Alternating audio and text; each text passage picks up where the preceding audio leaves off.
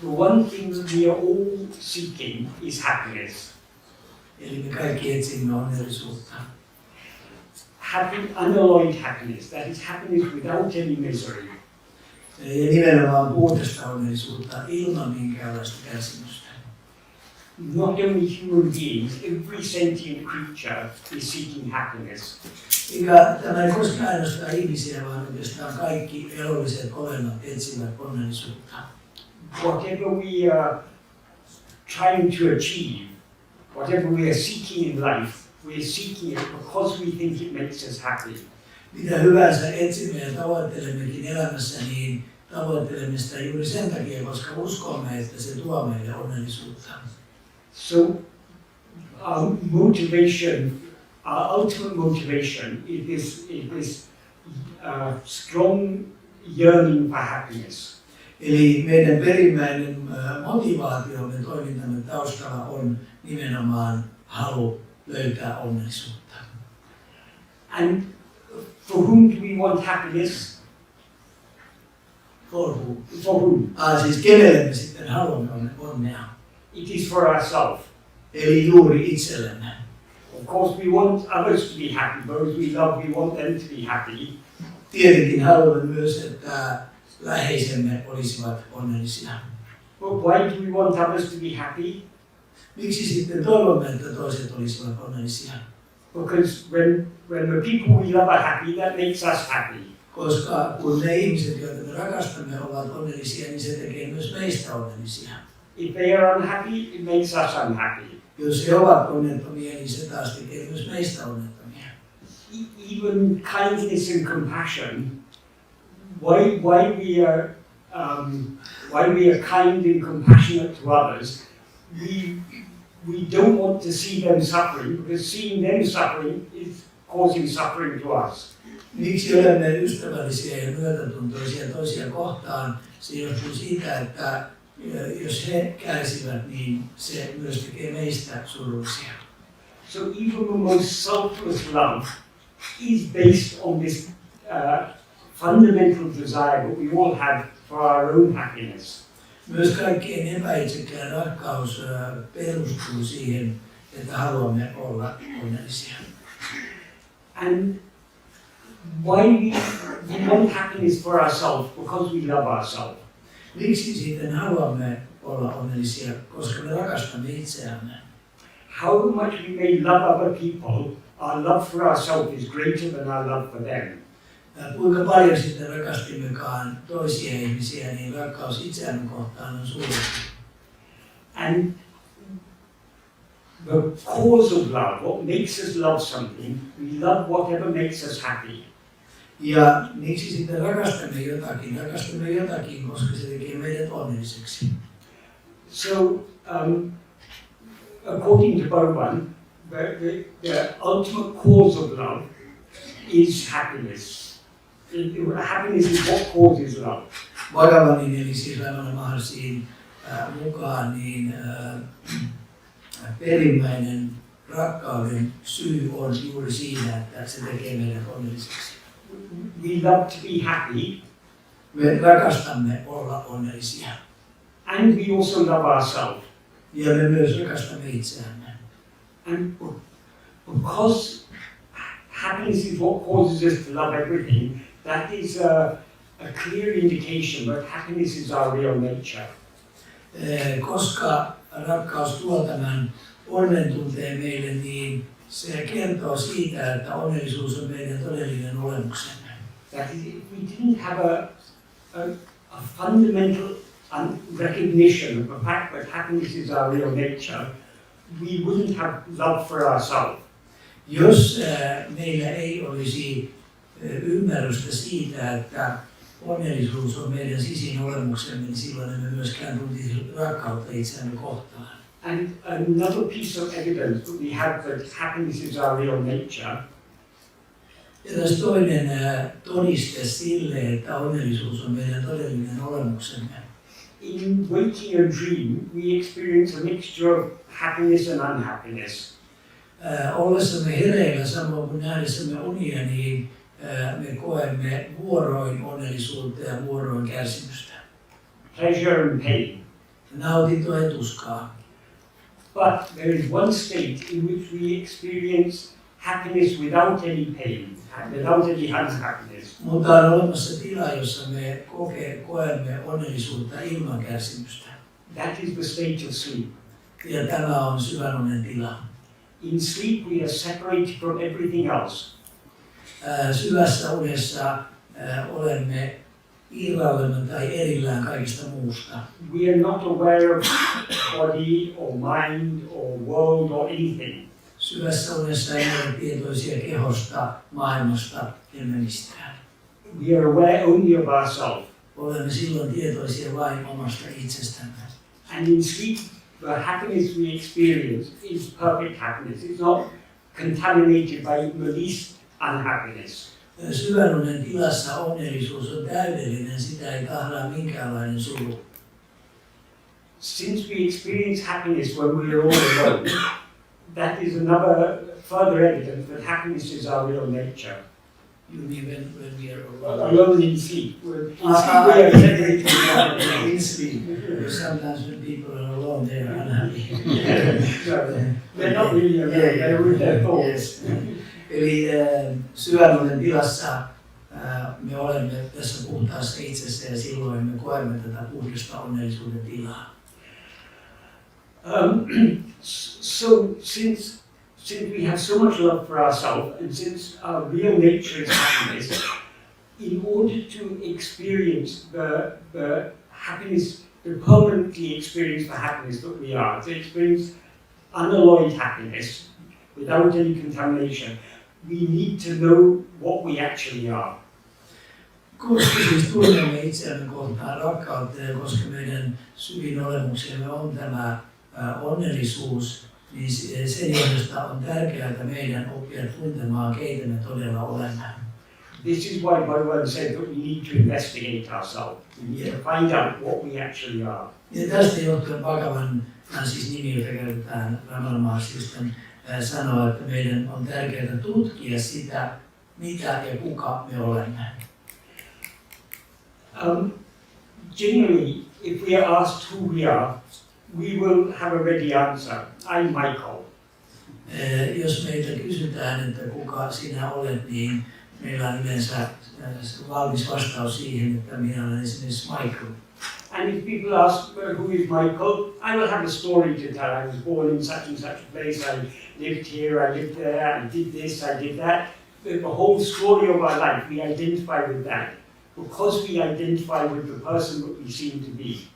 Ja sitten sen jälkeen meillä on valmis tarina siihen, että synnyin tässä paikassa ja sitten muutin näihin paikkoihin. Ja tällainen on elämän tarinamme, joka pohjautuu siihen, että samaistumme tähän henkilöömme. I'm just using this name Michael because it happens to be the name of this body. But whatever our name is, it is the name given to a body. Käytän tätä Michael-sanaa tai nimeä, koska se on annettu tälle keholle ja samalla tavoin jokaisen kohdalla. Because we now experience ourselves as if we were this body. Koska tällä hetkellä me koemme niin kuin me olisimme tämä keho. But if this body were actually ourselves, we couldn't be aware of ourselves without being aware of this body. Jos me olisimme tämä keho, niin silloin me emme voisi olla tietoisia itsestämme ilman tätä kehoa, niin kuin esimerkiksi syvässä. But in dream, we are aware of ourselves, but instead of being aware of ourselves as this body, we are aware of ourselves as some other body. Unessa me emme ole tietoisia tästä fyysisestä kehosta, vaan olemme tietoisia toisenlaisesta kehosta. The general belief we have is that when we are dreaming, our body is asleep on a bed, and we are imagining some other body, some other world. Eli kun kehomme nukkuu sängyssä, niin ja me näemme unia, niin silloin mielikuvissamme olemme jossakin toisenlaisessa maailmassa. So in dream we have no awareness of this body at all. Mutta siis unten nähdessä me emme ole tietoisia tästä fyysisestä kehostamme. But we are aware of ourselves. Mutta olemme silti tietoisia itsestämme. So since we're aware of ourselves without being aware of this body cannot be what we actually are. Koska me olemme siis tietoisia itsestämme, mutta emme ole tietoisia fyysisestä kehosta unessamme, niin se todistaa sen, että me emme ole tämä keho. Though this body isn't what we actually are, it's what we now seem to be. Eli vaikka me emme ole tämä keho, niin tällä hetkellä meistä tuntuu siltä niin kuin me olisimme tämä keho. In the same way in dream, we seem to be a body, but it happens to be some other body. Unessa me koemme, että meillä olisi keho unen tapahtumissa, mutta se on toinen keho kuin tämä fyysinen keho. So we cannot be any body we seem to be. Mutta me emme voi olla mikään tietty keho. So there is a fundamental flaw in our present awareness of ourselves. Tämä tarkoittaa sitä, että meidän nykyisessä kehotietoisuudessamme on virhe. We are now aware of ourselves as if we are something which is not what we actually are. Eli nyt tällä hetkellä me koemme, että me olemme jotakin sellaista, mitä me itse asiassa emme ole. It could be argued then that though we are not this body, not this waking body and not the dream body, it's the same mind in both states. Eli me emme ole siis tämä fyysinen keho, emmekä ole myöskään se unikeho. Ja niissä on siis kyse ikään kuin samasta mielenlaadusta. So since we have the same mind in both waking and dream, is the mind what we actually are? Is this mind? Yeah. Instead of being the body, are we the mind? Yeah. Eli nyt seuraava kysymys on se, että jos me emme ole tämä keho, niin olemmeko me sitten tämä mieli, eli se mieli, joka esimerkiksi näkee näitä unia. But the same principle applies there. If we have this mind, we cannot be aware of ourselves without being aware of this mind. Eli jos me olisimme tämä mieli, niin silloin se tarkoittaisi sitä, että me emme voisi olla tietoisia itsestämme ilman tätä mieltä. But what is this mind? It's just a series of changing thoughts. Mutta mielihän on itse asiassa vain sarja muuttuvia ajatuksia.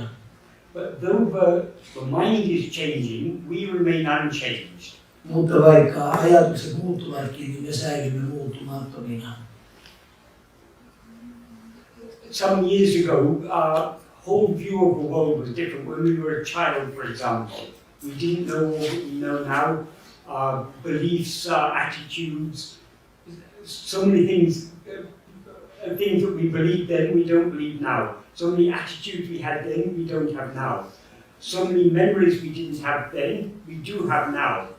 Eli kun olimme lapsia, niin meidän näkemyksemme elämästä oli erilainen ja me uskoimme erilaisiin asioihin ja meillä oli erilaisia muistoja kuin mitä meillä on tällä hetkellä. So body and mind are both changing. Eli sekä keho että mieli ovat jatkuvasti muuttuvia olemuksia. But we, the I, remain the same. Mutta minä säilyn samana. Now, for example, we remember certain events in our childhood. Muistamme esimerkiksi tiettyjä tapahtumia lapsuudestamme. We remember I saw this or I did this. Muistamme, että minä näin tämän asian tai minä toimin tällä tavoin. So the I that had those experiences as a child is the same I that is now experiencing this. Se minä, joka koki ne lapsuuden kokemukset, on sama minä, joka kokee tämän tilanteen, missä olemme juuri nyt. So whereas all other things are changing, we remain unchanging. Eli vaikka nämä molemmat meissä muuttuvat sekä keho että mieli, niin silti minä säilyn koko ajan muuttumattomana. We are the experiencer. Everything else is something that we experience. Me olemme kokija, mutta kaikki se mitä me koemme on sitten taas toinen asia. So whereas all experienced things are changing, the experiencer, the perceiver, remains the same. Eli vaikka kokemus muuttuvat kaiken aikaa, niin silti kokija säilyy samana. So that is one reason why this mind cannot be what we actually are, but another reason is we are aware of ourselves with this mind in waking and dreaming. But in sleep, we're aware of ourselves without being aware of this mind. Eli nämä kokemukset siis muuttuvat, itse eli kokija säilyy samana ja tässä unentilassa, jos me näemme unia, niin siellä tapahtuu jatkuvasti näitä muutoksia, mutta kun olemme syvän unen tilassa, niin silloin me olemme näiden mielenmuutosten tuolla puolella ja siitä johtuen emme voi olla tämä mieli. Most of us, when we are told that we're aware of ourselves in sleep, our immediate reaction is, no, I'm not aware of anything in sleep. Eli kun puhumme syvästä unesta, niin yleensä ihminen aina sanoo, että enhän minä ole silloin tietoinen yhtään mistään. It is true, we are not aware of anything in sleep. Se on totta, että syvän unen tilassa emme ole tietoisia mistään. That is, we are not aware of anything in the sense that we are not aware of any phenomena. Eli tämä lause pitää paikkansa vain siinä mielessä, että emme ole tietoisia mistään ilmiömaailman asiasta. But we are now aware that we were in a state in which we were not aware of any phenomena. Mutta nythän olemme tietoisia siitä, että olin syvän unen tilassa, sellaisessa tilassa, jossa en ollut tietoinen mistään ilmiömaailman asiasta. So how do we have this memory of having been in a state where we were not aware of any phenomena if we were not aware in that state? Eli miten sitten voisimme nyt olla tietoisia siitä, että syvän unen tilassa meillä ei ole kokemusta ilmiömaailmasta, mutta meillä on silti muisto siitä, että olimme tällaisessa ei-kokemisen tilassa. We could say that in sleep we are aware of the absence of phenomena. Eli voimme sanoa, että syvän unen tilassa olemme tietoisia siitä, että tämmöiset ilmiömaailman kokemukset puuttuvat. But even that is not quite the right way of expressing it. Tämäkään ei ilmaise asiaa aivan oikealla tavoin. Because now, for example, we can be aware of the absence of any dogs. There are no dogs in this room. Koska voimme esimerkiksi sanoa, että nyt olemme tietoisia siitä, että tässä huoneessa ei ole koiria. But we are aware of the absence of dogs only when we think about it. Mutta olemme tietoisia tästä asiasta, kun vain ajattelemme, että täällä ei ole koiria. So when we talk of being aware of the absence of something, it assumes some type of thought is there. Eli koska tämäkin sisältää ajatuksen koirista. But in sleep there are no thoughts. Mutta tässä syvän unen tilassa ei ole ajatuksia. So it's only now in this waking state that we can say phenomena were absent in sleep. Eli sen takia tässä hereilläolon tilassa voimme ainoastaan todeta, että syvän unen tilassa ei ole mitään ilmiöitä. What we were actually aware of in sleep was only ourselves. Se, mistä me olemme tietoisia syvän unen tilassa, on ainoastaan meidän itsemme. We were aware of absolutely nothing else whatsoever. Emme ole tietoisia mistään muusta kuin vain itsestä. So the fact that we were aware of ourselves in sleep without being aware of this body or mind means this body or mind cannot be what we actually are. Eli koska siis syvän unen tilassa meillä ei ole minkäänlaista kokemusta kehosta eikä mielestä, niin se todistaa sen, että me emme ole keho eikä mieli, vaan jotakin muuta. But this brings us back to the first point we were talking about. Tämä palauttaa tämän esitelmän alkulähtökohtaan. Though we were not aware of any phenomena, we were perfectly happy while asleep. Kun emme ole tietoisia mistään ilmiömaailman asiasta, olimme täydellisesti onnellisia. This indicates that happiness is not something other than ourselves. Tämä viittaa siihen, että onnellisuus ei ole mitään itsemme ulkopuolella olevaa. So happiness is what we actually are. Onnellisuus on se, mitä me tosiasiassa olemme. According to,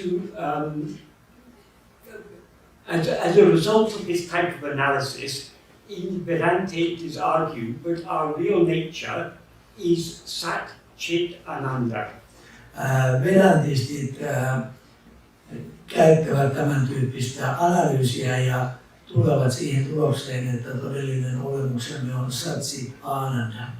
Sat means what is. Sat tarkoittaa se, mikä on. That is, we exist. Se, että me olemme olemassa. I am. Minä olen. So that is sat. Sitä siis sat tarkoittaa. Chit is awareness. Chit tarkoittaa tietoisuutta. But chit is pure awareness. Chit tarkoittaa nimenomaan puhdasta tietoisuutta. As we know, when we analyze our experience in these three states of waking, dream and sleep, Kun siis analysoimme näitä kolmea tilaa, eli hereilläolon tilaa, unennäön tilaa ja syvänunen tilaa. the difference between sleep and on the one hand, and waking and dream on the other hand, is that in sleep, in all three states we're aware, but in sleep we are just aware. Eli näissä kaikissa kolmessa tilassa me olemme tietoisia, mutta kehon ja mielen tilassa olemme tietoisia jostakin, mutta tässä syvänunen tilassa olemme vain tietoisia. Whereas in waking and dream, we are aware and we are aware of things. Tässä hereilläolon ja unennäön tilassa olemme tietoisia, mutta olemme aina tietoisia myös jostakin. So awareness is our real nature. Tietoisena oleminen on meidän syvin olemuksemme. That is pure awareness. Eli nimenomaan puhdas tietoisuus. Yeah. Awareness that we experience in sleep. Eli juuri se puhdas tietoisuus, jonka koemme syvässä unessa. That same awareness is present now. Se sama tietoisuus on läsnä juuri nyt. But in addition to that fundamental awareness, there is also awareness of phenomena. Eli nyt tähän syvänunen puhtaaseen tietoisuuteen vaan lisätään se, että olemme tietoisia tästä ilmiömaailmasta. So awareness of phenomena comes in waking and dream, it goes in sleep. Eli tämä ilmiömaailma ilmestyy ja katoaa hereilläolon ja unen tilassa, unennäön tilassa, mutta syvän unen tilassa sitä ei ole. That is, it appears in waking and dream, it disappears in sleep. Eli unen hereilläolon ja unennäön tilassa se ilmestyy tämä ilmiömaailma, mutta se katoaa syvän unen tilassa. But whether awareness of phenomena appears or disappears, we remain as the fundamental awareness. Mutta vaikka tämä ilmiömaailma ilmestyy ja katoaa, niin me silti säilymme kaiken aikaa puhtaana tietoisuutena. Bhagavan used to use an analogy. He compared pure awareness to like a screen. Bhagavan eli Raman Mahasi siis käytti tällaista vertauskuvaa. Hän vertasi puhdasta tietoisuutta valkokankaaseen. Sometimes the awareness of phenomena are projected on that screen, like pictures on a cinema screen. Eli kun tämä ilmiömaailma ilmestyy meidän tietoisuutemme kenttään, niin sitä voi verrata siihen, kun valkokankaalle projisoidaan elokuvan kuvia. Whether pictures appear on the screen or no pictures appear, the screen remains. Mutta oli sitten valkokankaalla elokuvan kuvia tai ei, niin se valkokangas säilyy kaiken aikaa samana. So pure awareness is like that screen. Eli tästä johtuen niin puhdas tietoisuus on kuin tämä valkokangas. Whereas awareness of phenomena is like the pictures projected on the screen. Ja nyt kun olemme tietoisia ilmiömaailmasta, niin tietoisuuden valkokankaalle on projisoitu nämä ilmiömaailman kuvat. Sometimes that picture appears, sometimes no picture appears. Toisinaan näitä kuvia on tietoisuutemme valkokankaalla, toisinaan niitä ei ole siellä. So that is the chit. Chit means awareness, that pure awareness that is like the screen. That is the chit aspect of Satchitananda. Eli tämä Satchitananda kolmessa termissä, niin tämä chit tarkoittaa tätä puhdasta tietoisuutta, jonka pinnalle nämä ilmiömaailman kuvat ilmestyvät. When we're aware of phenomena, we're aware of a mixture of pleasure and pain, happiness and unhappiness. Kun olemme ilmiömaailmasta tietoisia, niin silloin me koemme tätä onnen ja surun, nautinnon ja tuskan vaihtelua. But in sleep, where we're not aware of any phenomena, Mutta syväunen tilassa, jossa emme ole tietoisia ilmiömaailmasta, we also don't experience any unhappiness. emme silloin myöskään koe minkäänlaista kärsimystä. If we've had a good night's sleep, when we wake up in the morning, if someone said, "Did you sleep well?" "Oh yes, I slept very happily, very peacefully."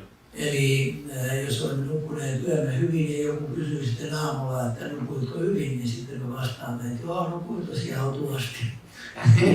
That happiness or peace, that is the ananda aspect of the Satchitananda. Eli tämä autuaallisuus tarkoittaa sitten tätä kolmatta termiä, eli aanandaa.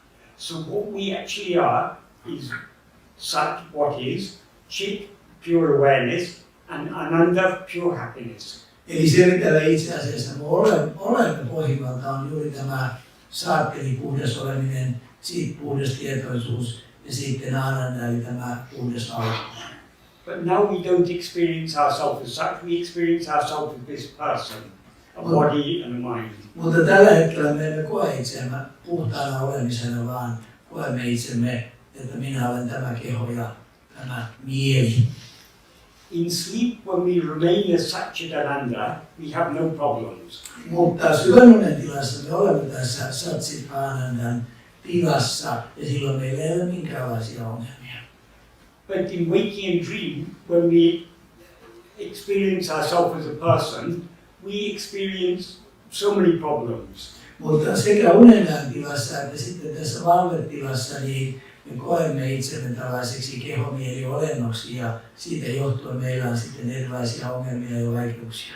So the root of all problems is this false awareness, I am this body. Eli kaikki meidän ongelmiimme ylijuuri on siinä, että meillä on tämä virheellinen käsitys, että minä olen tämä kehomieli. I am this body means I'm the whole bundle, the body, mind, the whole package. Eli että minä olen koko tämä niin paketti, joka koostuu tästä kehosta ja mielestä. Because we never experience ourselves as a body without experiencing the mind along with it.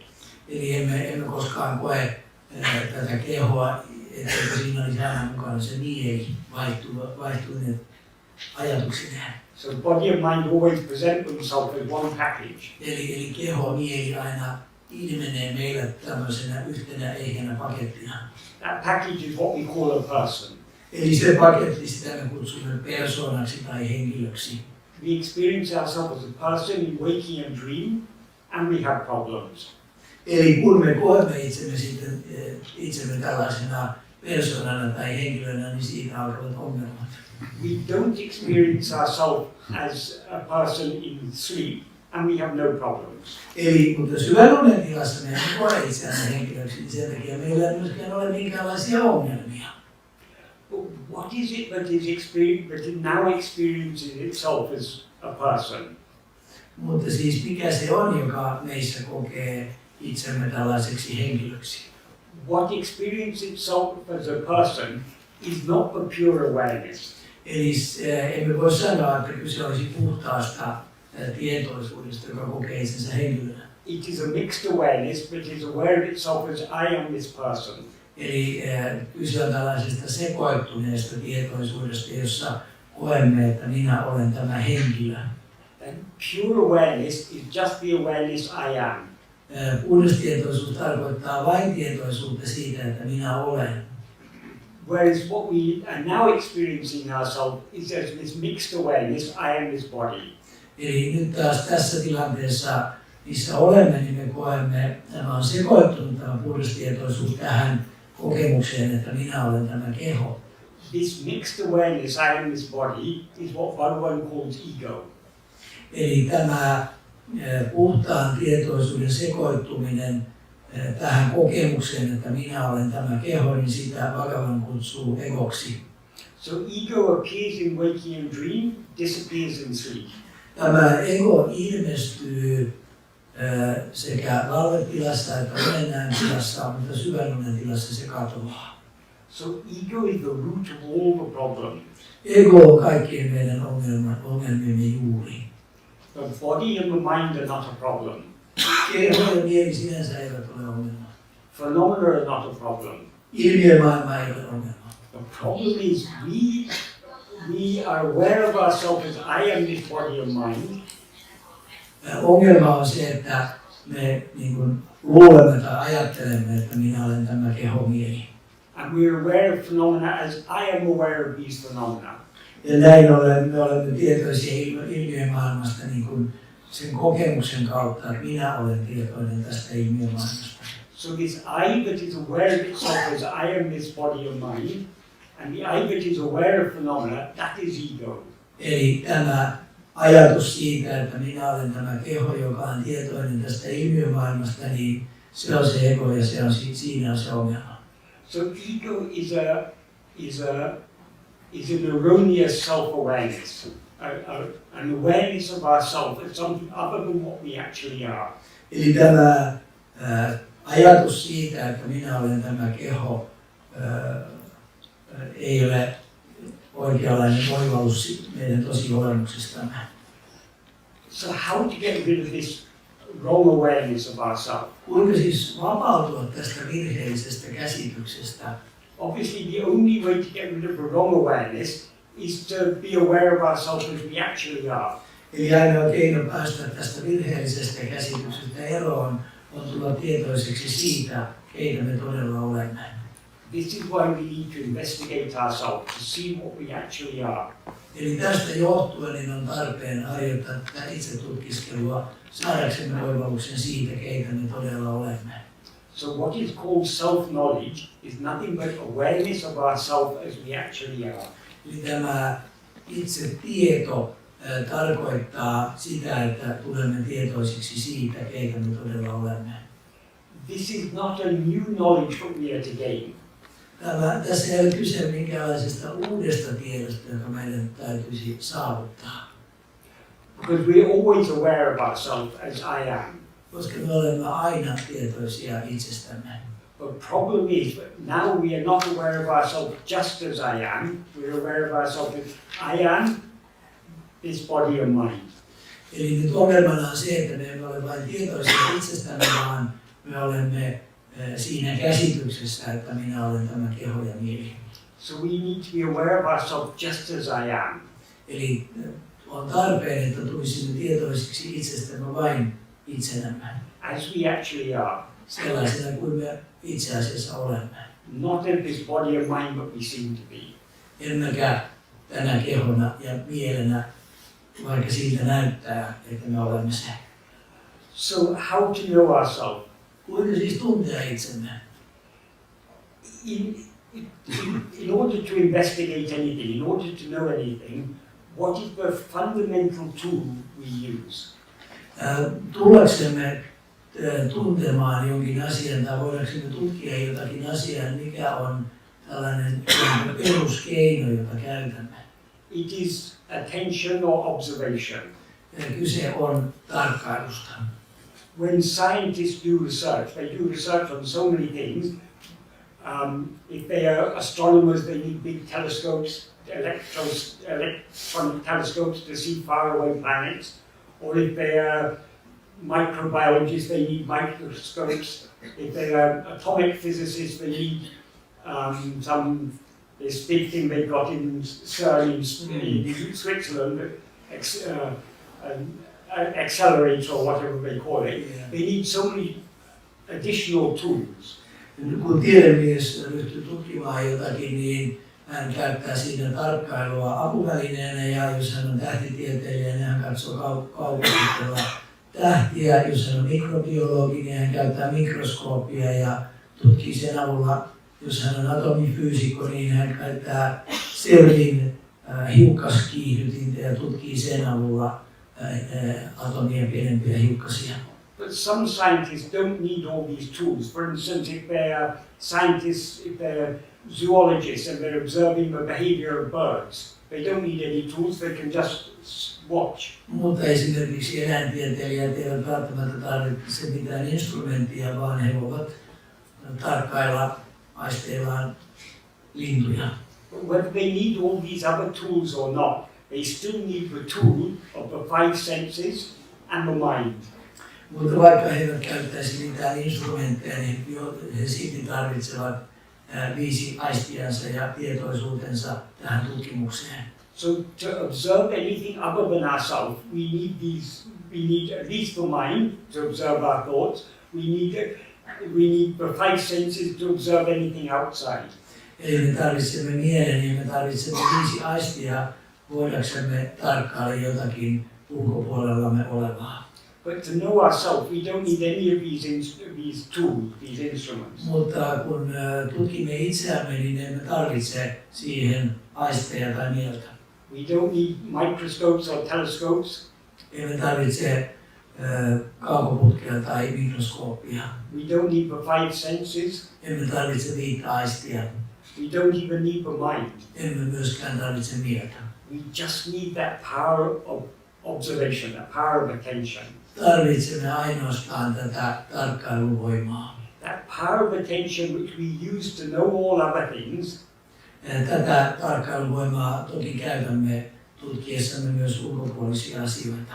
We need to turn away from other things back towards ourselves to know ourselves. Mutta itsetutkimuksessa käännämme huomiomme ulkopuolisista asioista itseemme sisälle. But all other things are objects. Kaikki muut tutkimuksen kohteet ovat kohteita, objekteja. It is relatively easy for us to know objects. Eli objektien kohteiden tutkiminen on suhteellisen helppoa. Because we have been accustomed since the beginning to using our attention to know things other than ourselves. Tämä johtuu siitä, että olemme alusta alkaen tottuneet tutkimaan kaikkea sitä, mikä on itsemme ulkopuolella. But all objects are relatively gross. Mutta kaikki kohteet ovat verrattain karkeita. Even our thoughts and feelings are relatively gross. Jopa meidän ajatuksemme ja tunteemme ovat melko karkeita. Compared to all other things, we are extremely subtle. Verrattuna näihin muihin asioihin, niin olemme erittäin hienosyisiä. So many people, when they start trying to investigate themselves, they find it difficult to understand because we are not an object. So how to attend to something that is not an object? Eli moni ihminen, joka ryhtyy tähän itsensä tarkkailuun, niin kohtaa vaikeuden siinä, että kuinka tarkkailla jotakin sellaista, joka ei ole kohde. But though we are not an object, we are nevertheless aware of ourselves. Nevertheless aware of ourselves. Mutta vaikka me emme ole kohde, niin silti olemme aina tietoisia itsestämme. So that our fundamental experience is self-awareness. Meidän peruskokemuksemme on itsetietoisuus. So but though we are always self-aware, generally we are neglecting our self-awareness because we're more interested in other things. Vaikka me olemmekin siis tietoisia itsestämme, niin yleensä me jätämme itsemme huomiotta ja siirrämme huomiomme ulkoisiin kohteisiin. So we are always self-aware, but we negligently self-aware. Me olemme tietoisia, mutta me sitten unohdamme tämän itsemme. So instead of being negligently self-aware, we need to be attentively self-aware. Sen sijaan, että jättäisimme itsemme huomiota, niin meidän tulisikin ryhtyä huomioimaan itseämme. So self-attentiveness is not like attending to an object.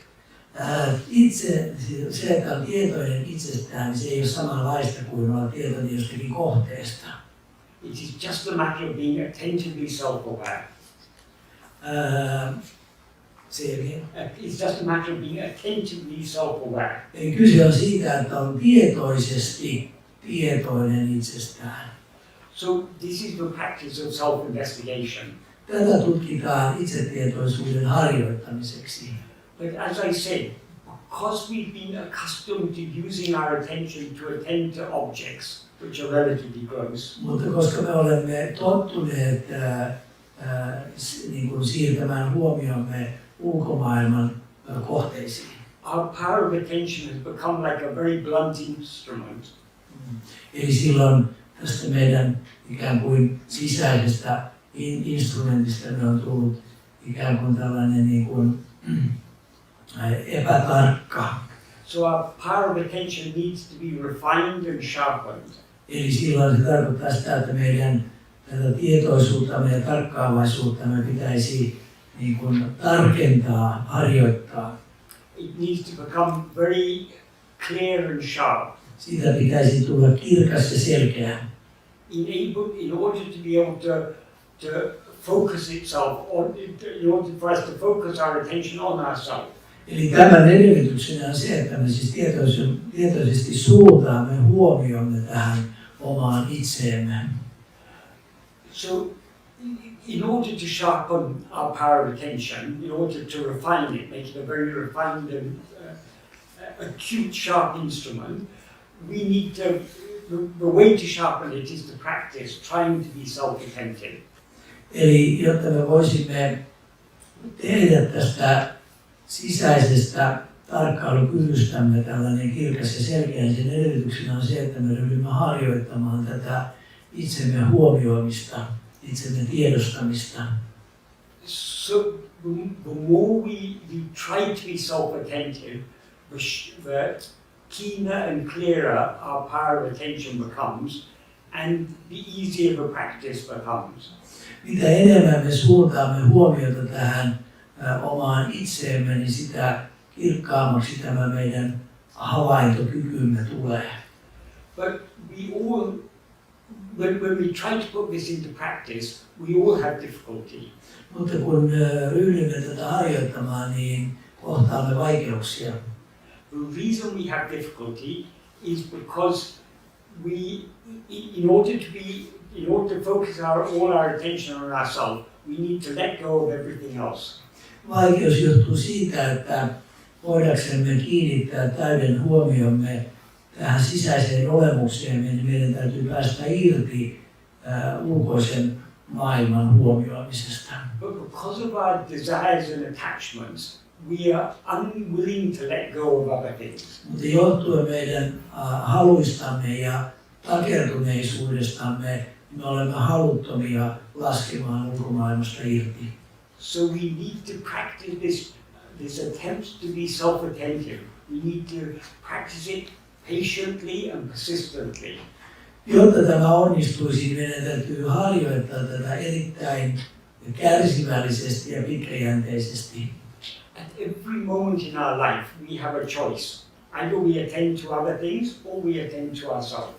Jokaisena elämämme hetkenä meillä on tällainen valinta, jossa voimme joko huomioida ulkoisia kohteita tai kiinnittää huomio itseemme.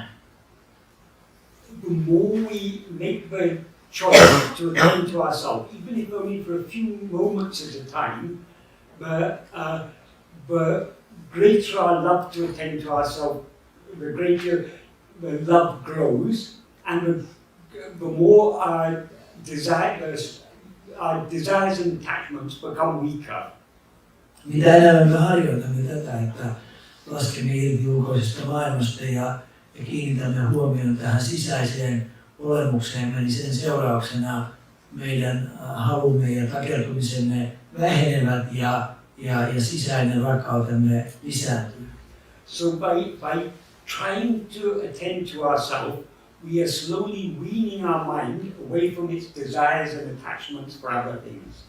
Eli kun me suuntaamme tämän huomion tähän itseemme, niin silloin nämä halut ja takertumiset, riippuvuudet ulkoisiin kohteisiin alkavat vähentyä. But we who are trying to be self-attentive, we are ego. We have a false awareness, I am this person. Eli me, jotka harjoitamme tätä itsen tarkkailua, meillä on tämä virheellinen käsitys, että minä olen tämä ego. If we manage to turn our attention within and be aware of ourselves alone, we'll be aware of what we actually are. Jos onnistumme tässä huomion suuntaamisessa ehjästi tähän itseen, niin silloin olemme tietoisia siitä, mitä me todella olemme.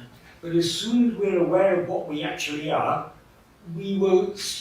this false awareness, I am this person, will be destroyed.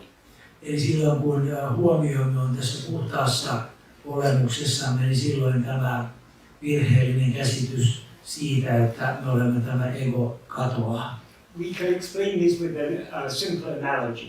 Tämä voidaan kuvata yksinkertaisella vertauskuvalla.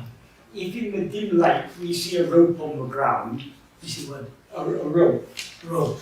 Jos näemme hämärässä, että lattialla on köydenpätkä, we may mistake it to be a snake. saatamme virheellisesti kuvitella, että siinä on käärme. So because we misperceive the rope as a snake, we feel fear. Ja koska emme siis havaitse sitä, että siinä on köydenpätkä, niin meissä syntyy pelko. So we're unwilling to go further because the snake is lying there in our path. Silloin emme halua edetä polullamme, sillä pelkäämme, että astumme käärmeen päälle. So we may take a stick and start beating the snake. Saatamme poimia kepin maasta ja ryhtyä lyömään tätä kuviteltua käärmettä. But how much we beat it, we can't kill it. Mutta kuinka paljon sitten hakkasimmekaan tätä köydenpätkää, niin ei se siitä kuole. There is only one way to kill that snake. On vain yksi tapa tappaa tuo käärme. We have to look at it very carefully. Meidän täytyy katsoa sitä tarkemmin. If we look at it very carefully, we see it's just a rope. Jos katsomme tarkemmin, niin havaitsemme, että siinä onkin vain köydenpätkä. As soon as we see it's a rope, that misperception, that belief that it's a snake, and all the fear and everything that went along with that belief is destroyed immediately. Eli sillä hetkellä, kun havaitsemme, että siinä ei olekaan käärmettä, vaan siinä on köysi, niin sillä hetkellä myöskin koko se pelko, joka meissä syntyy, niin katoaa. Having clearly seen that it's a rope, we can never again misperceive it as a snake. Kun näemme selkeästi, että kyse on köydestä, emme voi enää koskaan joutua sen illuusion valtaan, että siinä olisikin käärme. So just as the snake is a misperception of a rope, eli käärme on siis tässä köyden virheellinen tulkinta köydestä. this ego is a misperception of ourselves. Ja samalla tavoin tämä ego on virheellinen tulkinta meidän itsestämme. The ego is an awareness of ourselves as something other than what we actually are. Eli tässä egossa on samalla tavoin kyse väärästä käsityksestä omasta olemuksestamme. So if we once turn our attention and see what we actually are, eli jos me samalla tavoin hyvin huolellisesti tarkkailemme omaa itseämme, this ego will be destroyed forever. silloin samalla tavoin tämä ego tulee katoamaan niin kuin se käärmekin katosi. Just like the snake is destroyed by seeing the rope. Eli koska me näimme, että siinä ei ole käärmettä, vaan siinä on köysi, niin samalla tavalla me näemme, että egoa ei ole, vaan on itse. But since it is now the ego that is investigating itself, mutta nyt tässä vaiheessa ego tutkii itseään. if it sees what it actually is, it will cease to exist. Jos se näkee itsensä oikein, niin silloin tämä ego katoaa. But as this ego, we don't want to die. Mutta me emme halua, että tämä ego kuolee. So we do all we can to avoid looking at ourselves. Niin me teemme kaiken mahdollisen, jotta välttäisimme katsomasta itseämme. That's why when we try to turn our attention within, all the seeds of desire and attachment in our mind, they all rise to try and draw our attention outwards. Eli silloin kun suuntaamme huomiomme tähän itseen, niin silloin kaikki nämä meidän halumme siemenet nousevat pintaan ja lehahtavat liekkiin, jotta meidän huomiomme kääntyisi takaisin maailmaan ja haluihin. These seeds of desires and attachments, they are what are called in Sanskrit. They're called Vishaya vasanas. Vasanas means the inclination or the tendency or propensity to attend to Vishaya means phenomena. So the inclination to attend to phenomena. Yeah. Eli nämä halujen ja takertumisten siemenet, mitä kutsutaan sanskritiksi vasanoiksi. Ja nämä vasanat ovat ne ovat näitä meidän halujamme ja me haluamme suuntautua näihin aistimaailman kohteisiin. In other words, there are desires and attachments, our likes and our dislikes, our hopes and our fears in a seed form of vasanas.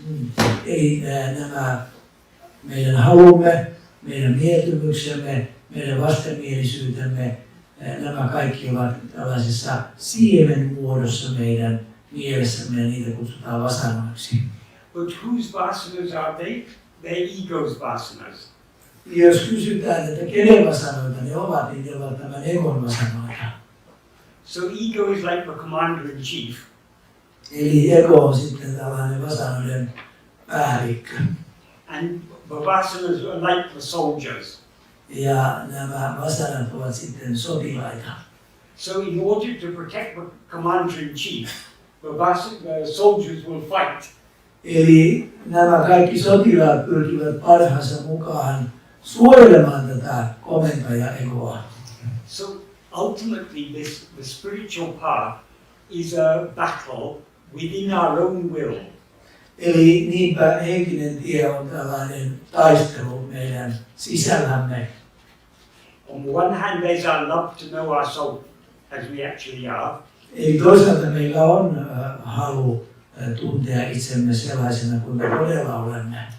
On the other hand, there's all our likes, dislikes, desires, attachments, hopes and fears for other things. Ja sitten toisaalta on olemassa kaikki nämä meidän halumme ja toiveemme ja mieltymyksemme ja vastenmielisyytemme ja takertumisemme aistikohteisiin. So every time we try to turn within, we are in this battle, we are siding with the love to turn within. Eli joka kerta kun me sitten suuntaamme huomiomme sisäänpäin, niin me joudumme kohtaamaan tämän taistelun. So all our desires and attachments will fight against us. Kaikki nämä halut ja takertumiset meissä ryhtyvät taistelemaan vastaan. But slowly, if we are patient and patiently persevere in this practice, we will strengthen our love to know ourselves, and we'll weaken our desires and attachments for other things. Mutta jos olemme kärsivällisiä ja emmekä anna periksi henkisellä polullamme, niin hiljalleen nämä halut ja takertumiset meissä alkavat heikentyä ja meidän rakkautemme ja halumme tuntea todellinen olemuksemme voimistuu. Bhagavan's path, this is what I've described so far, is the path of self-investigation. Eli Bhagavanin eli Vieraana Maharsin tämä polku on siis tämä itsetutkimuksen polku. Bhagavan sometimes said there are only two ways. Toisinaan Bhagavan sanoo, että on olemassa vain kaksi polkua. One is self-investigation. Ensimmäinen niistä on itsetutkimus. The other is self-surrender. Ja toinen on sitten antautuminen. But though he sometimes presented them as if they are two paths, ja vaikka toisinaan puhuu näistä ikään kuin kahtena polkuna, he also made it very clear that actually they're one and the same path. Mutta sitten hän kuitenkin teki sen hyvin selkeästi, että kyse on itse asiassa yhdestä polusta. The path of self-surrender means we have to let go of everything. Eli tämä antautuminen tarkoittaa, että luovumme, annamme kaiken takertumisen mennä. Without investigating ourselves, we can to a certain extent surrender our desires and attachments. Eli vaikka me harjoittaisimme tätä itsetutkiskelua, niin voimme kuitenkin tiettyyn rajaan asti luopua näistä takertumisista. That is by having love for God and developing the attitude, thy will be done. Eli kun tunnemme rakkautta Jumalaa kohtaan ja kehitämme itsessämme tätä asennetta, tapahtukoon sinun tahtosi. By calmly and peacefully and joyfully accepting both the good and the bad in our life. Eli kun tyynesti me hyväksymme sekä hyvät että huonot kohtalon käänteet, we can to some extent surrender our desires and attachments. Tällöin kykenemme tiettyyn rajaan asti luopumaan haluistamme ja takertumisistamme. But we cannot completely give up all our desires and attachments without giving up their root, the ego. Mutta emme pysty tähän täydellisesti, jos emme luovu tästä perussyystä, joka on ego. If we have a very thick bush, jos meillä on tällainen hyvin tiheä pensas, we can try trimming it, cutting so many leaves and branches. Voimme katkoa oksia ja poistaa lehtiä. But so long as the root is there, it will continue sprouting more leaves and branches. Mutta niin kauan kuin sen pensaan juuri on siellä maan alla, niin se jatkaa kasvua. In the same way, however much we try to give up our desires and attachments, so long as the ego is there, we'll be sprouting new desires and attachments. Sama tilanne on samanlainen egon kanssa, että niin kauan kuin egon juuri on siellä olemassa, niin vaikka me luovummekin erilaisista asioista, niin silti näitä haluja riittää.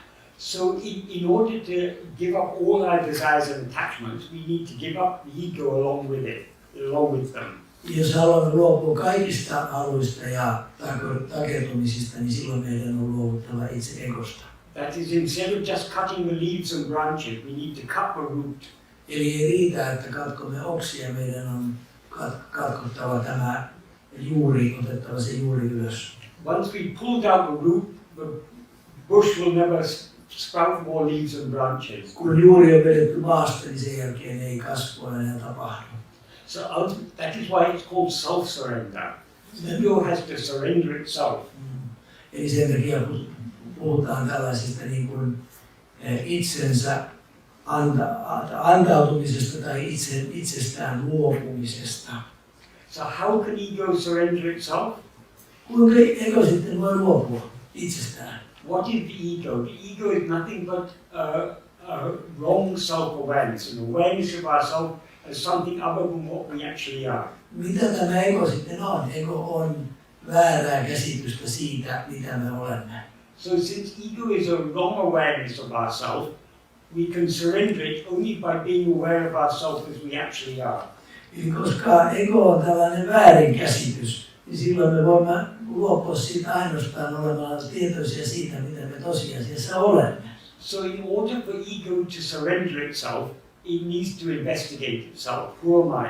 Eli jotta voisimme luopua tästä egosta, meidän on tutkittava siitä, että kuka minä olen.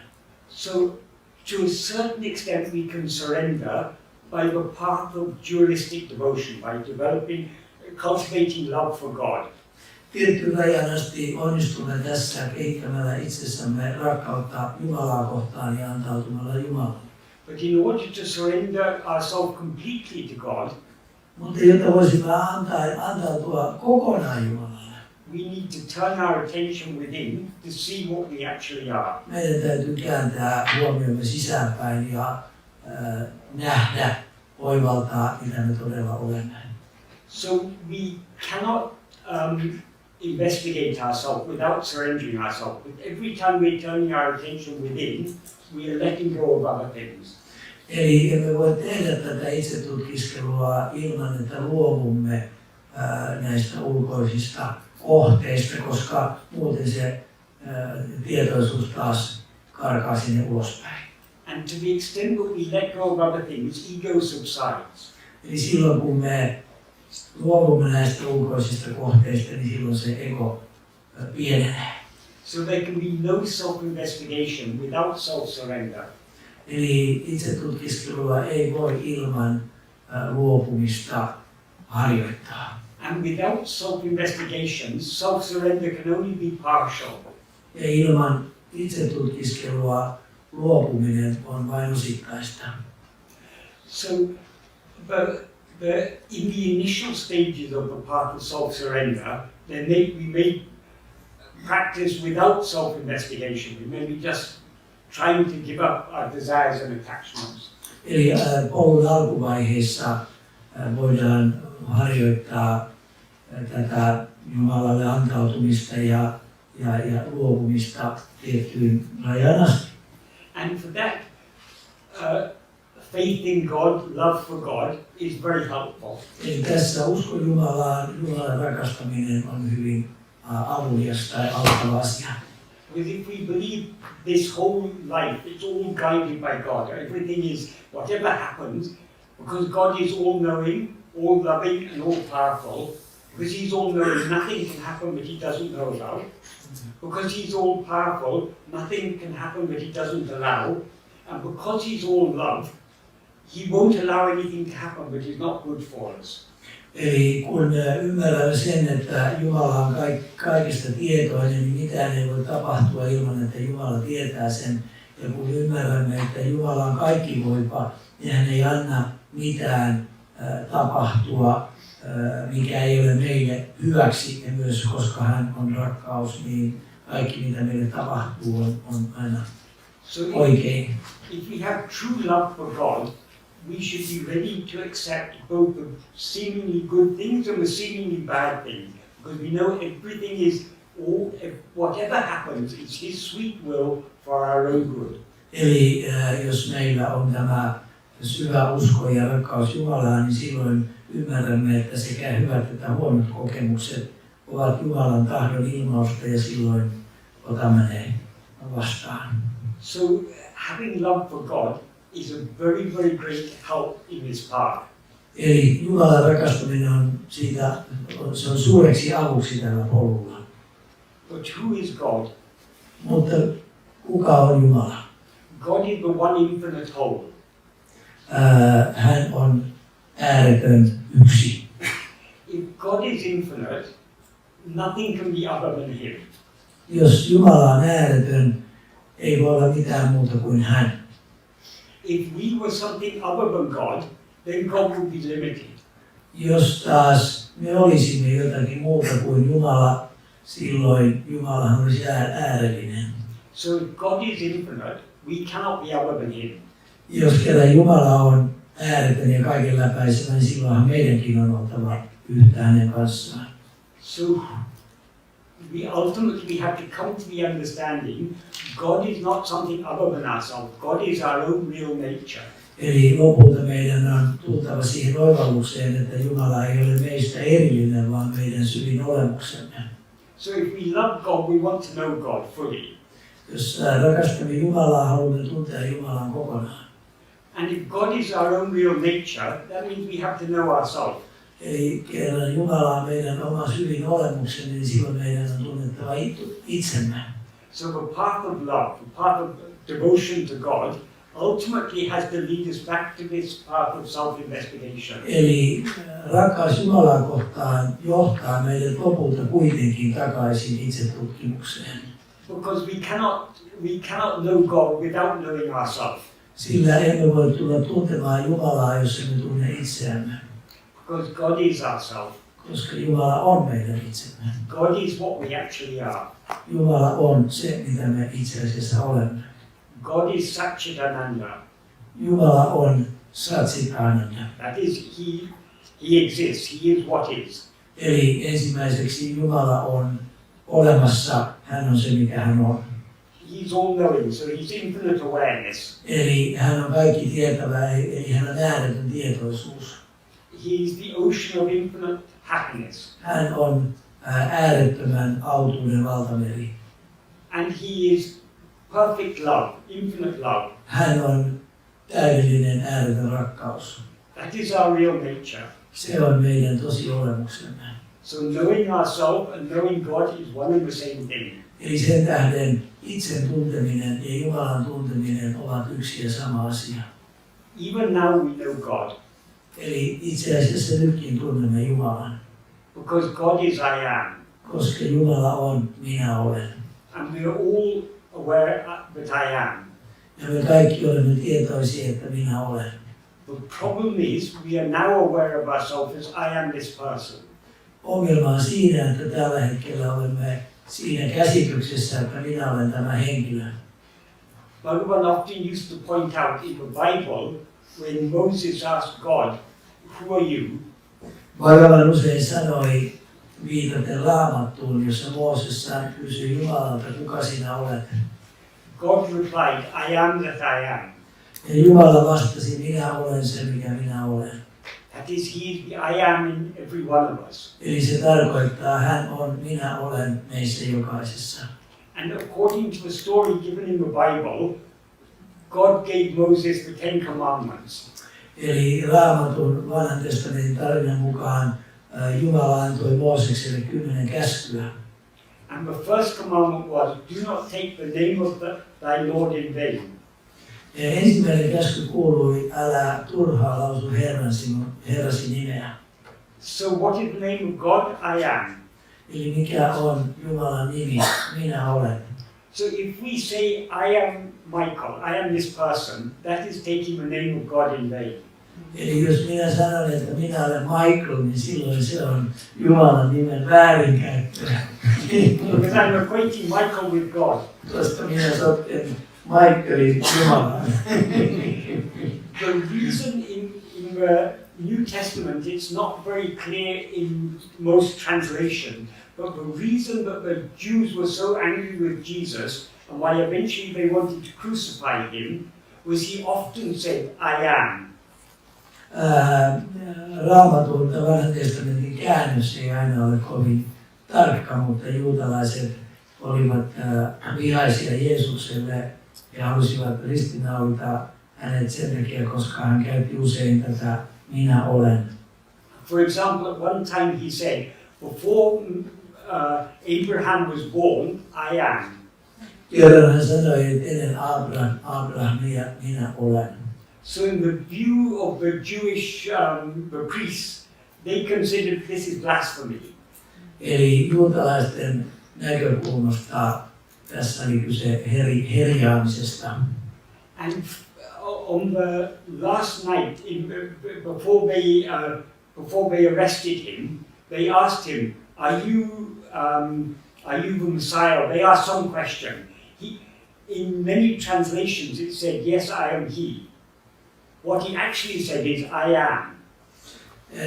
Eli päivää ennen ristiinnaulitsemista juutalaiset kysyivät, tai oliko se ennen vangitsemista, juutalaiset kysyivät Jeesukselta, että are you God? Yeah, they asked, "Are you the Messiah?" Are you Messiah? Niin, että juutalaiset kysyvät häneltä, että oletko sinä Messias, mutta Jeesuksen oikea vastaus kuului, minä olen. But he didn't say yes. What he said is, "I am." Hän ei sanonut siis, että kyllä, vaan hän sanoi, minä olen. By saying I am, that was the final confirmation for the priest. This man is blaspheming, because he's taking the name of God. Eli he pitivät sitä niin kuin Jumalan pilkkana, mutta itse asiassa Jeesus vain sanoi tämän, minä olen. So that is why Jesus was crucified. Eli tästä johtuen Jeesus ristiinnaulittiin. So in the Jewish tradition, that name I am was so much respected as the name of God. In the Jewish religion, Yeah. the name I am was so much respected as the name of God. Eli juutalaisessa perinteessä tätä minä olen ilmaisua käytettiin ja kunnioitettiin nimenomaan Jumalan nimenä. So when Jesus said I am, that for them that is like saying I am God. Eli kun Jeesus sanoi, että minä olen, niin juutalaisille se oli sama kuin hän sanoisi, että minä olen Jumala, ja he pitivät sitä Jumalan pilkkana. So why Bhagavan pointed these things out about God saying to Moses, I am that I am, and about Jesus saying, before Abraham was I am, is to show, even not only in Vedanta, but even in the Jewish tradition and Christian tradition, and even Islam is coming from Judaism. In that tradition, I am is the ultimate name of God. Eli Bhagavan eli Ramanujansi toi nämä seikat esille sen takia, koska ei ainoastaan Vedantassa eli Intian yksilösfilosofiassa tulee esille se seikka, vaan myöskin siis vanhassa testamentissa, että minä olen on Jumalan nimi, ja että se tulee myöskin sitten Uudessa testamentissa Jeesuksen sanomana esille. I am is the name of God because he is our own real self. Minä olen on siis tämä Jumalan syvin olemus, ja se on samalla myöskin meidän syvin olemuksemme. So when we understand this, it gives a completely different meaning to another thing that Jesus said, I am the way, the truth and the life. No one comes to the Father except through me. Eli kun ymmärrämme tämän minä olen termin ilmaisun tai sen merkityksen tällä tavoin, niin silloin tämä Jeesuksen lause, että minä olen tie, totuus ja elämä, näemme sen aivan toisessa valossa. Many Christians interpret that, or Jesus is the way, the truth and the life. No one can go to God except through Jesus. Eli moni kristitty tulkitsee sen sillä tavoin, että kun Jeesus sanoo, että minä olen tie, totuus ja elämä, niin tarkoittaa silloin sitä, että kukaan ei voi mennä Isän luokse muuta kuin Jeesuksen avulla ja Jeesuksen kautta. So unless you become a Christian, you cannot go to heaven. Eli se tarkoittaisi silloin sitä, että jos ei sinusta tule kristittyä, niin et pääse taivaaseen. But actually what Jesus said had a much deeper meaning. Mutta itse asiassa, mitä Jeesus sanoi, niin sillä oli paljon syvempi merkitys. When he says I am, he's not talking about the person Jesus. Kun sanotaan, että minä olen, niin silloin ei puhuta Jeesuksesta henkilönä. Because the person Jesus was born hundreds of years after Abraham. Eli Jeesushan syntyi satoja vuosia Abrahamin jälkeen. But he said, before Abraham was born, I am. Eli hän sanoi, että ennen kuin Abraham syntyi, minä olen. So what he means by I am is not the person Jesus. Eli hän ei suinkaan tarkoittanut Jeesusta henkilönä. He meant the I am in each one of us. Eli hän tarkoitti tätä minä olen prinsiippiä meissä jokaisessa. And that I am is the way. Ja tämä minä olen on se tie. That is, it's only by turning back within that we can find God. Eli se tarkoittaa sitä, että vain kääntymällä sisäänpäin me voimme löytää Jumalan. That I am is the truth. It's the ultimate reality. Ja myös se tarkoittaa, että minä olen on totuus, se on se perimmäinen olemassaolo. It is the life. Ja se on myös itse elämä. That is the source of all life. Eli se That tarkoittaa, awareness I am. eli se tietoisuus, että minä olen, on kaiken elämän alkulähde. And no one can come to the Father except through me. That means no one can go to reach God except through I am, through turning within. Eli kukaan ei voi mennä Isän luo muuta kuin minä olen kautta. Tarkoittaa sitä, että vain kääntymällä sisäänpäin, niin Jumala löytyy. But it is natural in all religions, but people give a gross interpretation to what is, when sages talk, they talk often in metaphorical language, because the truth cannot actually be expressed in words. Eli kaikissa uskonnoissa seuraajat tekevät näitä karkeita tulkintoja, kun pyhimykset puhuvat totuudesta, jota itse asiassa voi sanoilla ilmaista, niin sitten syntyy helposti näitä väärinkäsityksiä. But people give a very literalist or gross meaning to what the sages say, and so they misunderstand them. Eli ihmiset ottavat hyvin kirjaimellisesti usein, tulkitsevat näitä, mitä pyhimykset sanovat. But Bhagavan has revealed in very clear and unambiguous language. Mutta Bhagavan käyttää hyvin tällaista selkeää ja yksiselitteistä kieltä. The only way to know God is to know ourselves. Eli ainoa tapa tulla tuntemaan Jumalaa on tuntea itsemme. Because God is ourselves. Koska Jumala on meidän syvin olemuksemme. The only way to experience perfect happiness is to know ourselves.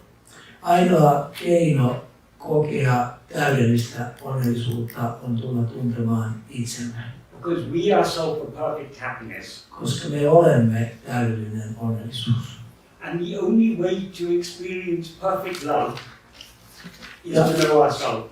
Ja ainoa keino tulla tuntemaan täydellinen rakkaus on tulla tuntemaan itsemme. Because we are love. We are the source of all love. Koska me olemme rakkaus, me olemme kaiken rakkauden alkulähde.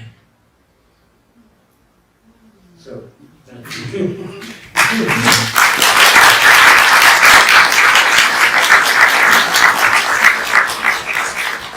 So shall we leave the people ask? Yeah.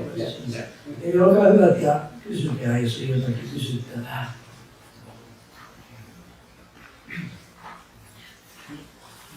Ole hyvä. No tuli mieleen toi buddhalaisuus ja siinä tämmöinen trikaaja oppi, missä on nirmaanakaaja, sambhugakaaja ja dharmakaaja. Nämä katsotaan niin kuin kehoiksi ja sitten tietoisuus niin kuin käy aina välillä toisessa ja toisessa kehossa ja kolmannessa. Voiko tämän niin kuin yhdistää tähän Ramanan, Bhagavan Ramanan opetukseen? He said that he was reminded of this Buddhist doctrine that we have like 3 different bodies. He also mentioned those Buddhist terms, that the soul is like visiting these different bodies. Yes. And do you think that this understanding could be united with Bhagavan understanding? I don't know so much about Buddhist philosophy, but ultimately the truth is one. It may be expressed in many different ways, and it may be presented in different ways to suit people at different levels of spiritual development. Ultimately, everything needs to come back to this. En tunne niin hyvin buddhalaista filosofiaa, mutta totuus on yksi ja se on eri traditioissa ilmastu hieman eri sanoilla, mutta kaikkihan puhuvat samasta asiasta, on ehkä ilmastu eri kehitystasolla oleville ihmisille vähän eri tavoin, mutta samasta asiasta täytyy olla kysymys. One of the basic teachings of Buddhism, something that is repeated many times in different places in the Pali texts, is in Pali it is sabbe dhamma anatta. That means all dharmas are anatma, are not self, are not oneself. Dharma there in that context means phenomena. So what Buddha's fundamental teaching is all phenomena are not oneself. Eli buddhalaisissa paalinkielisistä teksteissä opetetaan tätä, että ilmiömaailma ei ole meidän itse. This is exactly the same as the teaching of Bhagavan. Eli juuri tästä samasta asiasta Bhagavan puhuu. Because phenomena are things that appear and disappear. Koska ilmiömaailma ilmestyy ja katoaa. Whether phenomena appear as in waking and dream or disappear as in sleep, we remain. Eli tämä ilmiömaailma ilmestyy valveilla ollessa ja unta nähdessä, mutta syvässä unessa se katoaa, mutta silti tämä itse säilyy kaiken aikaa samana. So no phenomena can be what we actually are. Eli sen takia me emme voi olla tämä ilmiömaailma. So all phenomena are not oneself. Eli sen takia ilmiömaailma ei ole meidän todellinen olemuksemme.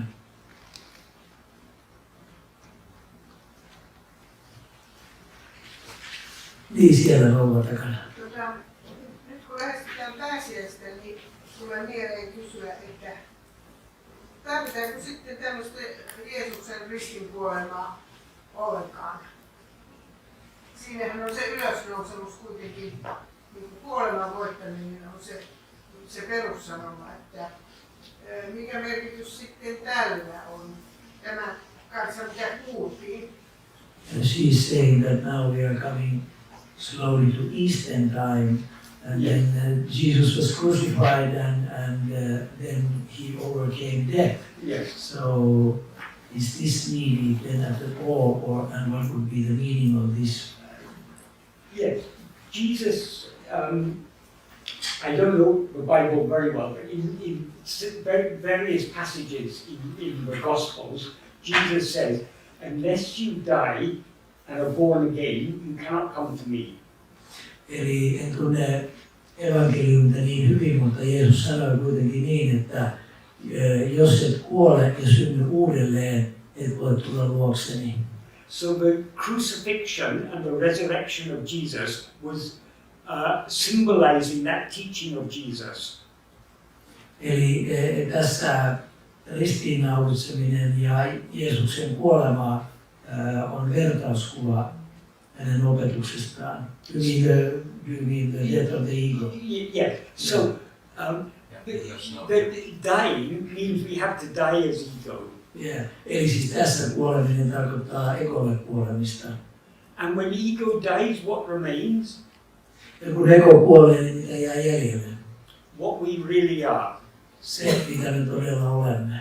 So we are not literally born again, but with the death of ego, in effect it's like being born again. Eli emme siis kirjaimellisesti kuole, vaan että kun ego kuolee, niin silloin me ikään kuin synnymme uudelleen, synnymme tosi olemuksellemme. If we look very carefully at the snake disappears and the rope remains. Eli kun katsomme tätä käärmettä hyvin tarkkaavaisesti, niin se käärme katoaa ja havaitsemme, että siinä onkin se köydenpätkä. So we can say in a metaphorical language, the snake has died and it is born again as a rope. Eli voimme vertauskuvallisesti sanoa, että käärme kuoli ja köysi syntyi uudelleen. So that is what is symbolized by the crucifixion and resurrection of Jesus. Eli tämä Jeesuksen ristiin kuoleminen symboloi, että tämä ego kuolee ja korkein itse syntyy. So that crucifixion has to happen in our own hearts. Eli näin tämä ristiinnaulitseminen, se tulee tapahtua meissä, meidän omassa sydämessämme. That is, the ego has to be crucified. Eli ego täytyy ristiinnaulita. And we have to be resurrected as we really are. Ja meidän täytyy nousta kuolleista tosi olemuksellemme. Actually, this is Amma is saying the same thing as symbolism. Siellä takana oletaan Jaana. No, tämmöinen käytännöllinen kysymys, onko olemassa mitään tekniikkaa, mitään harjoitusta tähän itse tutkiskeluun, ettei käy niin, että koko elämä menee siinä, että juoksee töissä ja hoitaa kotiasioita, että tavallaan jotain konkreettisempaa. Yeah, she's asking that what would be the practical,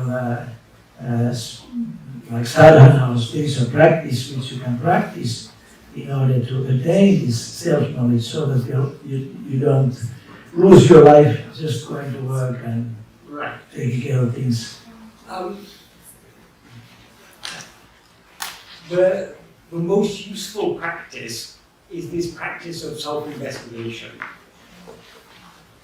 Kaikkein hyödyllisin harjoitus on tämä itsen tutkiskeluharjoitus. But this practice of self-investigation is not like other types of meditation. Tämä itsen tutkiskeluharjoitus ei ole samanlainen kuin muut meditaation muodot. And as people usually think that to meditate you have to sit quietly, you have to close your eyes or whatever. Yleensä ihmiset ajattelevat, että harjoittaakseen meditaatiota tulee istua hiljaa ja sulkea silmänsä. But for self-investigation we need to meditate on ourselves. Mutta itsen tutkiskelussa me meditoimme itseään. Whatever else we may be doing, we are always aware I am. Eli mitä hyvänsä teemmekin, niin olemme tietoisia siitä, että minä olen.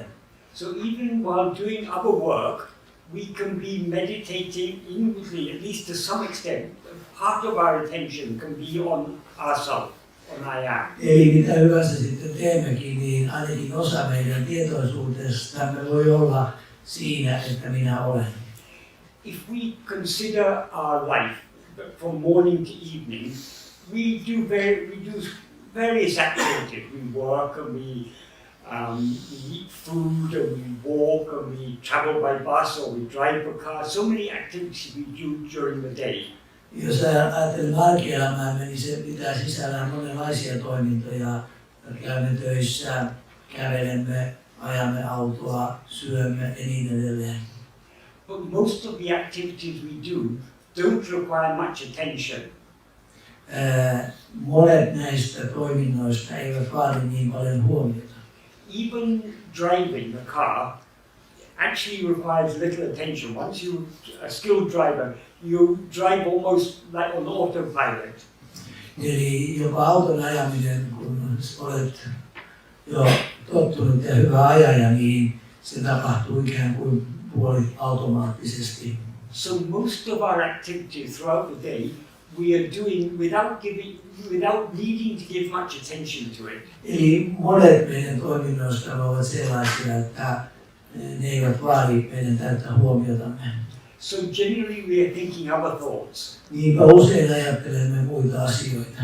We're thinking about problems, we're thinking about maybe looking forward to going on holiday with our family, maybe so many thoughts are going through our mind all the time. Ajattelemme kenties ongelmiamme tai sitä, että olemme menossa lomamatkalle perheemme kanssa. Mielessämme on monenlaisia ajatuksia.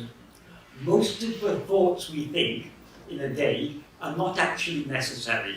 Eli suurin osa ajatuksista, joita mielessämme on, niin ne eivät itse asiassa ole tarpeellisia. That is, we indulge ourselves in thinking. Me uppoudumme ajatteluun, when it's not really necessary. kun se ei itse asiassa olisi tarpeen. So instead of thinking of other things, we can be thinking of ourselves. We can be attending to ourselves. Sen sijaan, että ajattelisimme muita asioita, niin voimme ajatella itseämme tai voimme siirtää huomiomme itseen. So this self-investigation, self-attentiveness can go on even in the midst of other activities. Ja niinpä tämä itsen huomioiminen, itse tarkkaileminen voi jatkua muun toiminnan ja tekemisen aikana. Many people find initially they think this is very difficult to do. Moni ihminen kokee aluksi, että tämä on hyvin vaikeaa harjoittaa. So to explain what is required is love. Mitä tarvitaan tähän on rakkaus. Because we care so much about things in our life, we care about the problems we have at home or the problems we have in office. We care about the holiday we're going to go on. We care about so many things. We think about the things we care about, the things that we are interested in. Me välitämme, kannamme huolta monenlaisista asioista ja niinpä me ajattelemme niitä ja annamme niille kovasti huomiota. We generally don't attend to ourselves because we're more interested in other things. Me emme yleensä huomioi omaa itseämme, koska olemme kiinnostuneempia muista asioista. But if we have real love to know ourselves, we will naturally be turning our attention to ourselves even in the midst of other activities. Jos omaamme syvällisen rakkauden ja halun tuntea itsemme, niin silloin suuntaamme huomiomme itseen, vaikka olisimme tekemässä jotakin muuta. To illustrate this, I sometimes give an example. Kuvatakseni tätä usein annan esimerkin. Suppose a very dear friend of ours has had an accident and is in intensive care in hospital. Sanokaamme, että ystävämme on joutunut onnettomuuteen ja hän on nyt teho-osastolla sairaalassa. The doctors are doing all they can to save our friend's life. Lääkärit ponnistelevat parhaansa pelastaakseen ystävämme hengen. But they say we can't save. They may live or they may die. Only it'll take a few weeks to see whether they can recover or not. Lääkärit sanovat, että emme pysty varmuudella sanomaan, selviääkö hän vai kuoleeko hän, että vie muutamia viikkoja ennen kuin se nähdään. So knowing our friend is there sick in hospital, will we not often be thinking about them? Kun tiedämme, että ystävämme on sairaalassa, niin me ajattelemme häntä jatkuvasti. Will I ever be able to talk to him again? Ja ajattelemme, että saako koskaan enää keskustella hänen kanssaan. We'll think of all the happy memories we had with that friend. ajattelemme ja muistelemme kaikkia niitä onnellisia kohtaamisia hänen kanssaan. Will we be able to do the same things again? Pohdimme, että saammekohan koskaan enää iloita. So in the midst of our day-to-day activities, the thought of our friend will be constantly coming to our mind. Ja vaikka teemme monenlaisia asioita päivän mittaan, niin ajatus ystävästämme silti tulee mieleemme jatkuvasti. Even when we're working in the office, the thought of our friend will be coming to our mind. Ja vaikka työskentelemme työpaikallamme, niin silti ajatus ystävästämme tulee jatkuvasti mieleemme. Because of the love we have for that friend, the thought of them will be constantly coming to our mind, whatever we may be doing. Johtuen siitä rakkaudesta, jota tunnemme häntä kohtaan, niin häntä koskevat ajatukset tulevat mieleemme jatkuvasti. And because we are thinking about them so much in the waking state, even the dream will be thinking about them. Ja kun ajattelemme häntä sitten päiväsaikaa niin paljon, niin hän tulee jopa uniimme. If we had so much love to know ourselves, to surrender ourselves to God, but we had love for our friend, we would be turning our attention within, we would be attending to ourselves, even in the midst of our activities. Jos tunnemme yhtä paljon rakkautta Jumalaa kohtaan ja haluamme tuntea oman itsemme, niin samalla tavoin silloin huomiomme siirtyy jatkuvasti omaan itseemme. That is why the key to the spiritual path is love. Siitä johtuen avain henkiseen polkuun on rakkaus. Without love, we will not investigate ourselves. Ilman rakkautta emme tutki itseämme. And without love, we certainly won't surrender ourselves.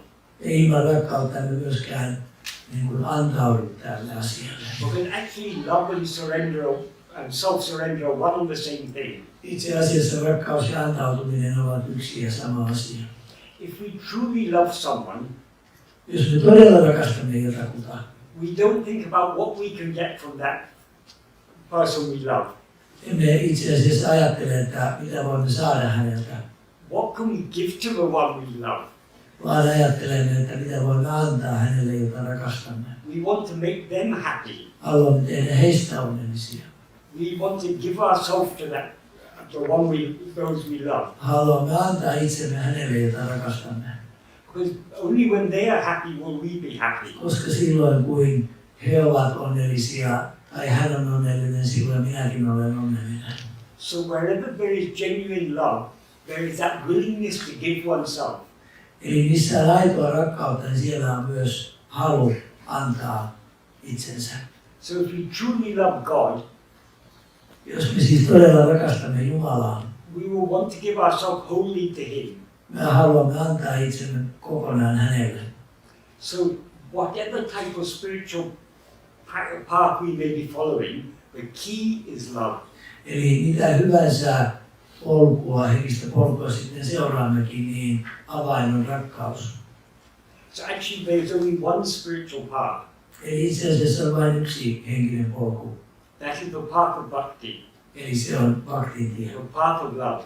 rakkauden tie. And the ultimate practice in the path of love, path of bhakti, is to turn our attention within. Eli perimmäinen bhaktin eli rakkauden polun harjoitus on kääntää huomio sisäänpäin. Because God is our nearest and dearest. Koska Jumala on kaikkein läheisin ja rakkain meille. He is our own self. Hän on meidän oma itsemme. Our attention doesn't have to go outwards to know God.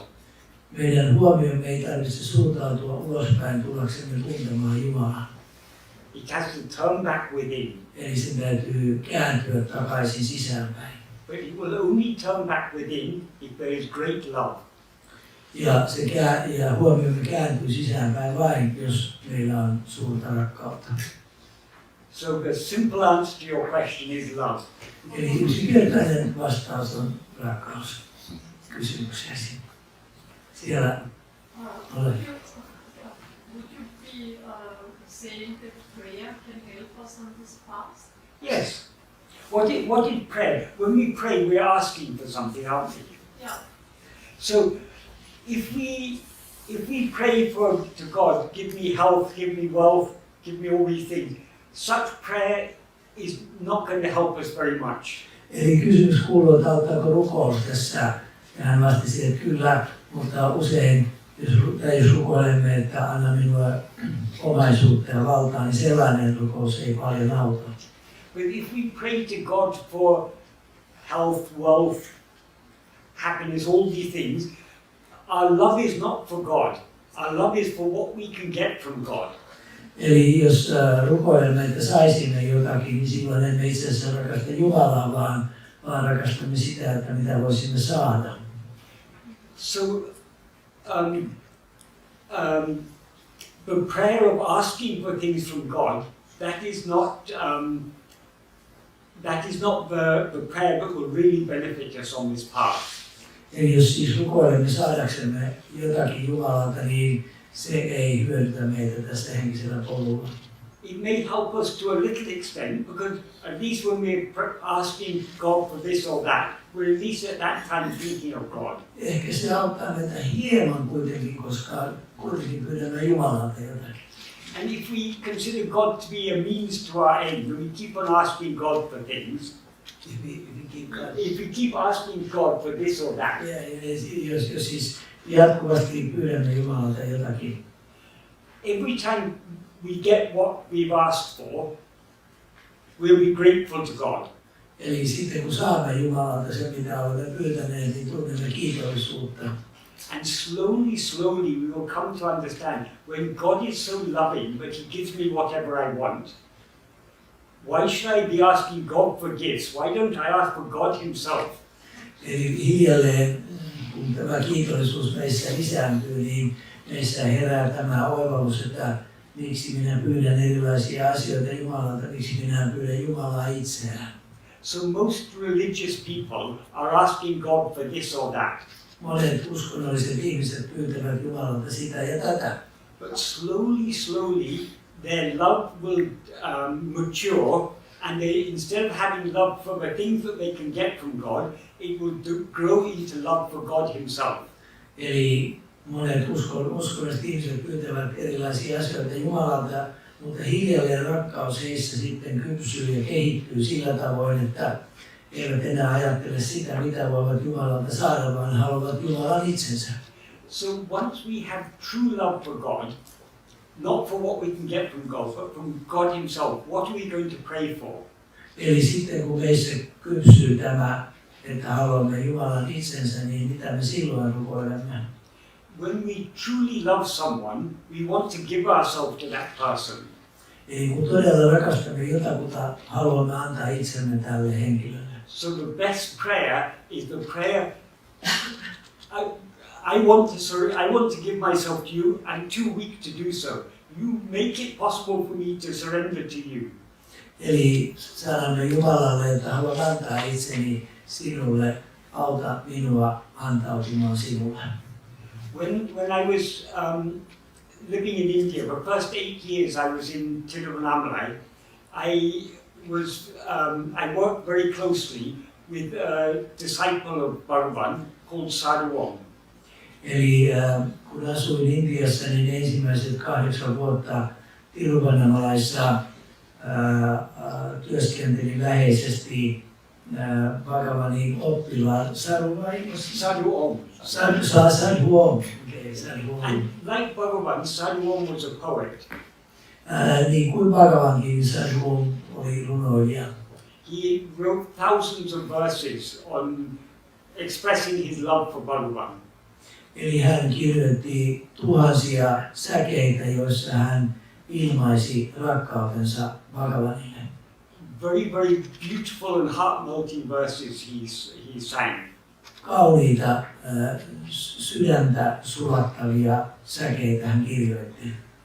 One particularly beautiful prayer, a prayer that is very dear to my heart, is one verse. The verse is Ishtamunikilada et seilum seyeinan. That means I will not do any action that is against your wish. Eräs kaunis sää, joka kosketti minua syvästi, oli sellainen, että en halua tehdä mitään, mikä on sinun tahtoasi vastaan. Ishtamunikilada et solum soleinan. I will not speak any word that is against your wish. En halua sanoa sanoja, jotka olisivat sinun tahtosi vastaisia. Ishtimunikilade enninigu enneinaan. I will not think any thought that is against your wish. En ajattele ajatuksia, jotka ovat tahtosi vastaisia. Ishtimide ninarolai ideitri veipaye. By your grace, fulfill this wish of mine. Armostasi täytä minun tämä toiveeni. That is in the first 3 lines, he wants to surrender body, speech and mind. He wants to surrender everything to God. So he doesn't want to do any action or to say any word or to think any thought that is against the wish of God. Eli näissä 3-4 ensimmäisessä säkeessä hän ilmaisi sen, että hän haluaa antaa kehon ja mielensä, puheensa Jumalalle. Hän ei halua toimia, sanoa eikä ajatella mitään Jumalan tahdon vastaista. That is, he wants to surrender everything to the will of God. Eli hän haluaa toisin sanoen antaa kaiken Jumalan tahdolle. But how is it possible for us to surrender ourselves? Mutta kuinka voimme antautua Jumalalle? We may have that desire to surrender ourselves, Meissä saattaa elää tämä halu antautua. but it is only by His grace that we will be enabled to do so. Mutta vain hänen armostaan voimme tehdä näin. So that's why I say, if we truly love God, we will pray only for one thing, to enable us to surrender ourselves wholly to Him. Eli jos rakastamme todella Jumalaa, niin rukoilemme vain sitä, että hän auttaisi meitä kokonaan antautumaan hänelle. In other words, we'll pray for the annihilation of our own ego. Eli me rukoilemme sitä, että meidän egomme poistuisi. Because God is our own real self. Koska Jumala on meidän todellinen olemuksemme. What comes between us and God is ego. Se, mikä tulee meidän ja Jumalan väliin, on ego. So only by surrendering this ego can we truly become one with God. Eli vain luopumalla egosta meistä voi tulla todella yhteen Jumalan kanssa. Becoming one with God is what is called yoga. Yoga means joining. Eli jooga tarkoittaa sitä, että tulemme yhdeksi Jumalan kanssa. Jooga tarkoittaa yhdistymistä. But in Advaita, they don't talk of yoga. Mutta Advaita-filosofiassa ei puhuta joogasta. Because first you have to separate in order to join. Koska ensin täytyy erottaa, jotta voisi yhdistää. We are never truly separate from God. Mutta me emme ole koskaan todella erillisiä Jumalasta. That is why the Gaudapada, who was an ancient sage, he was the guru of Adi Shankara's guru, and he wrote a commentary on the Mandukya Upanishad called Mandukya Karika. He talks there about Asparsa Yoga. Asparsa Yoga means untouching union. Eli Sankaracharyan guru was it In Guru's guru. Guru's guru, what is guru? Gaudapada. Gaudapada oli Sankaracharyan guru. Hän kirjoitti Manduka Upanishadeihin kommentaarin, jossa hän puhui, what was the form of yoga? Asparsa yoga, that means untouching yoga. Asparsa yoga, joka tarkoittaa niin koskemattomuuden joogaa. That has a very deep meaning, because how can two things join unless they touch? Kuinka kaksi asiaa voi yhdistyä, jos ne eivät kosketa toisiaan? So Asparsa yoga is actually a contradiction in terms. Eli tämä Asparsa yoga on itse asiassa terminologisesti ristiriitainen käsite. But why he used this term to emphasize we don't have to actually join with God. Koska hän halusi ilmaista, että meidän ei itse asiassa tarvitse yhdistyä Jumalaan. We need to separate ourselves from ego.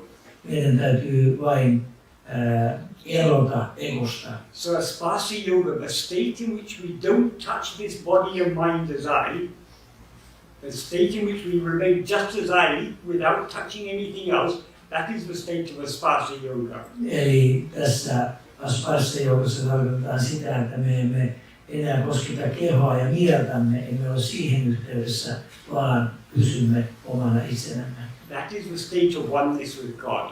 Eli se on yksilöiden tila Jumalan kanssa. That is attained by complete surrender. Tämä saavutetaan täydellisellä antautumisella.